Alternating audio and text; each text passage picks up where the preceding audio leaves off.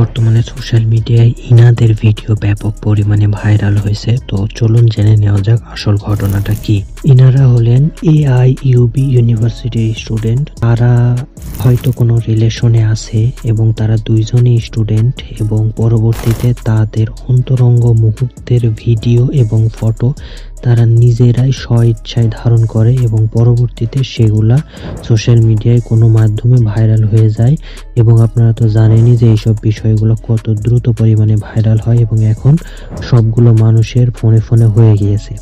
এখন কথা হচ্ছে যে প্রতিনিয়তই এমন ঘটনা ঘটতেছে আমাদের চোখের সামনে, তারপরেও আমরা কেন আমাদের অন্তরঙ্গ মুহূর্তের ছবিগুলা ভিডিওগুলা ফোনে ধারণ করি পরবর্তীতে দেখার জন্য, কিন্তু সেটাই হয়ে যায় আমাদের জীবনের কাল। এখন যে এই ভিডিওগুলা ভাইরাল হয়েছে, এখন এদের কি অবস্থাটা হচ্ছে, সমাজে কি মুখ দেখানোর কোনো প্রকার অবস্থা থাকবে?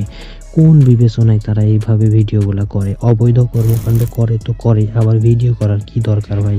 এখন তো বিশাল এক বিপদে পড়ে গেছো, এখন কি আর করা? মানুষ তো দেখে মজা নিবেই।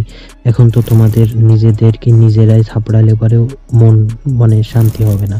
কি একটা নোংরা পরিস্থিতি অবস্থান ক্রিয়েট হয়েছে। তো অনেকেই আর কি দেখতেছি যে ফেসবুকে এবং অন্য অন্য জায়গায় এরকম ভিডিও আপলোড দিছে এবং তাদের কমেন্ট বক্সে কিভাবে দেখতে হবে এসব ভিডিওগুলো সেগুলোও দেওয়া আছে। আপনারা সেখান থেকে এসব ভিডিওগুলো চাইলে দেখে নিতে পারেন। আমার কমেন্ট বক্সে দেখবেন অনেকেই এসে সামাজিক কর্মকাণ্ডে লেগে পড়েছে, তো তাদের মাধ্যমে আপনারা ভিডিওগুলো দেখতে পারবেন। এসব ভিডিও এখন বর্তমানে খুবই সহজলভ্য হয়ে গিয়েছে। এখন তো এসব বলাও বিপদ, স্ট্রাইক চলে আসে। অলরেডি এর আগে একটা ভিডিওতে স্ট্রাইক খাইছি, তাই বেশি কিছু বলতে পারলাম না, এটুকু বললাম, এতে ভয় আছে যে কি না কি হয়ে যায়।